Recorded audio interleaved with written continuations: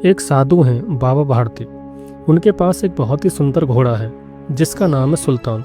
एक डाकू है खड़क सिंह जो धोखे से अपाहिज बनकर बाबा भारती से वह घोड़ा छीन लेता है।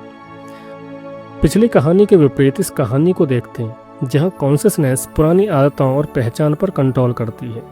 जब खड़क सिंह घोड़ा लेकर भागने लगता है तो बाबा भारती उसे पीछे से आवाज़ देते हैं और कहते हैं, भाई बस एक बात सुन जाओ।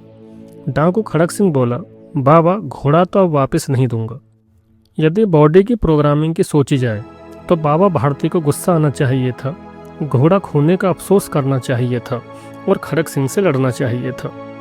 इसके बावजूद बाबा भारती बोले, खड़क सिंह यह घोड़ा तो अब तुम्हारा हो गया, लेकिन मेरी एक प्रार्थना है कि इस घोड़े का जिक्र किसी के सामने मत करना, क्योंकि अगर लोगों को इस बारे में पता चल गया तो वो फिर कभी किसी गरीब या मजबूर आदमी पर भरोसा नहीं करेंगे। खड़क सिंह एक खूंखार डाकू था, उसका काम ही था छीनना। अगर यह नेचर का नियम लगता तो वह इस बात को अनसुना कर देता और बाबा भारती पर हंसता, लेकिन बाबा भारती की इस बात ने उसको इंटरनली अवेयर कर दिया। उसे एहसास हुआ कि बाबा भारती को अपने घोड़े के खोने का गम नहीं है, बल्कि उन्हें इंसानियत के भरोसे की चिंता है। यह विचार खड़क सिंह के लिए इतना अनएक्सपेक्टेड था कि वह अपनी डाकू वाली सोच से बाहर निकल आया। रात के अंधेरे में वह चुपके से बाबा भारती के आश्रम पहुंचा और घोड़े को वापस बांध आया। यह कॉन्शियसनेस ने एक ऐसा क्रिएटिव डिसीजन लिया जिसने शरीर के स्वभाव के विपरीत काम किया।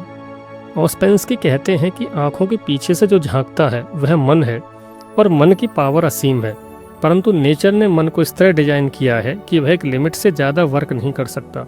परंतु कभी कभी कुछ टेक्निकल एरर्स हो जाती हैं जिसकी वजह से मन अपनी अनलिमिटेड शक्ति का कुछ रुका पार्ट मैनिफेस्ट कर देता है जो एनवायरनमेंट में हलचल पैदा कर देता है।